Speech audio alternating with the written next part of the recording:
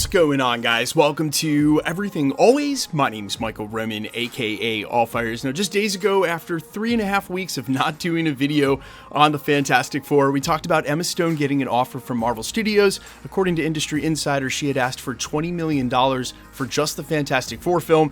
That would have put her on par with Chris Evans for, say, Love and Thunder. Marvel Studios wasn't willing to pay that, and so the deal didn't work out. Well, today, the infamous scoopster, everybody's favorite My Time to Shine Hello, has taken to Twitter to reveal what we believe are now the final selections for the team. We're going to talk about what the tweet said, who they are, and of course, what's really going on at Marvel Studios now, and some unfortunate bad news with how long we may be waiting for this official announcement. But quick reminder to grab the subscribe button. We do daily Marvel content at the channel, and that's all we do. Everything from official Easter egg breakdowns, trailers, and reviews to the occasional industry insider report and everything in between. So if that sort of thing's for you, hit the subscribe button, leave a comment down below. That will automatically enter you to win our ongoing PS5 giveaway, which is right around the corner, less than a month away with the release of Secret Invasion. All you got to do, be a sub, leave a comment, stick around to the end of the video. We get into all the giveaway stuff again there. Okay, so while this isn't an official announcement from Marvel Studios, and we would still wait for something like Deadline or The Hollywood Reporter to come out and announce this, we're going to talk about that in just a second. That may not be imminent. In the meantime,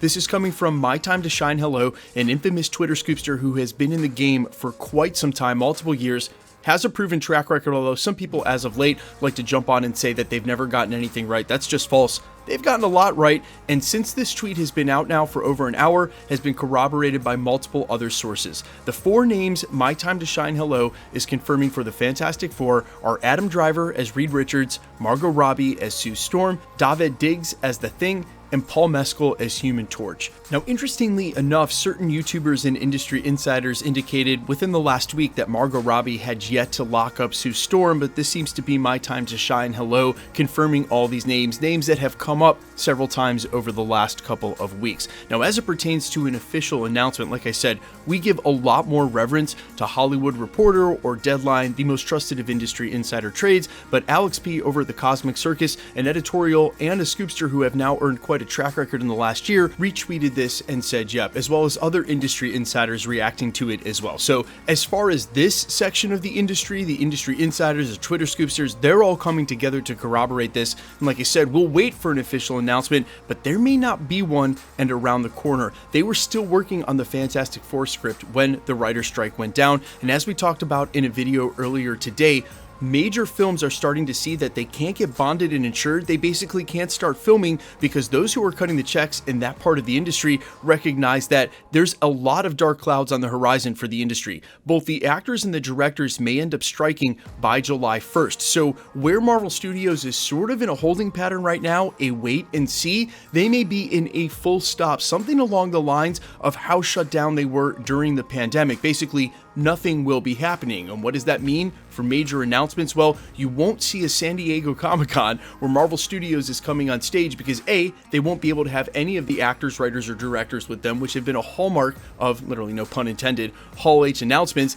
but B, they won't be able to make any decisions or confirmations for when the new slate would be able to come out, just maybe the order it was in, which doesn't make for much of a celebration and announcement on par with what Marvel Studios usually does. And let's face it, they would basically have to ignore the fact that the entire industry is on hold. Now, if you didn't watch my video this morning, there is hope because it's been said that only Netflix is the major standout here. It does seem a little odd that all the major studios are at the table and being represented together. Basically, major studios that are normally competing in terms of streaming and box office now being represented and trying to co-negotiate with the guilds. It does seem a little odd, but unfortunately, it means there may be no major announcements of any kind on the horizon. So other than a Hollywood Reporter or a Deadline weighing in, where we expected San Diego Comic-Con to sort of solve everything, pun again totally intended, man, I'm on fire today, there might not even be a San Diego Comic-Con. Now, one other thing I wanted to mention was all of the industry insiders seem to indicate that there was a age range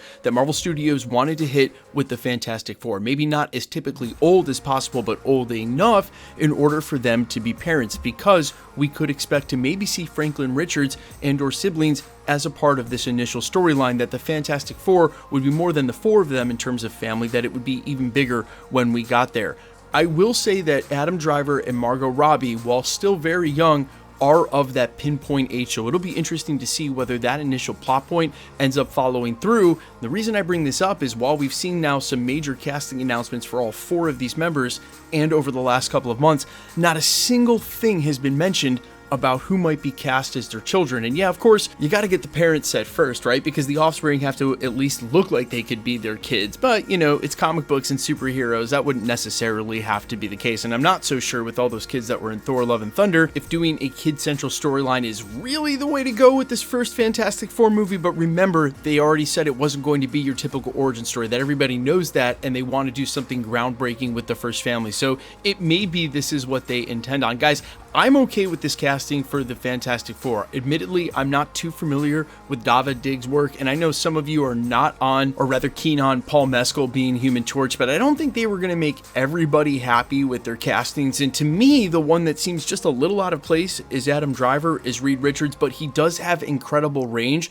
So just because I don't see him as the Reed Richards I read right off the page doesn't mean he wouldn't do a great job. I'm going to keep an open mind, and really it's more about the chemistry the 4 of them have, and that might have taken place in the readings for the casting. You've really at this point got to trust in Sarah Flynn. She has hit so much for Marvel, more than she's missed. I'm all for it. But guys, as always, let me know all your thoughts and feedback down in the comments. How do you feel about these castings? What are your expectations for the team? And fingers crossed we do not have to miss San Diego Comic-Con this year because the industry is completely shut down. Now quickly, let's get into the giveaway stuff before I let you go. All right, we are still giving away PlayStation 5s at the channel. Super simple to be entered to win, and the next one is right around the corner in less than a month with Secret Invasion. All you got to do, hit the subscribe button, then leave a comment down below because it's truly random. The more videos you comment on, the better chance you have of winning. All winners will be announced at the end of videos, the same way we're doing here. The best way to keep up with the content has always been to hit the notification bell with all notifications turned on. And as always, if you liked today's video, I'd really appreciate it if you'd hit the like button. My name's Michael Roman. You can find me in a couple of places: Instagram, Twitter at IamFires. You can also find me on Spotify, YouTube, Amazon, Apple, iTunes, wherever you listen to original music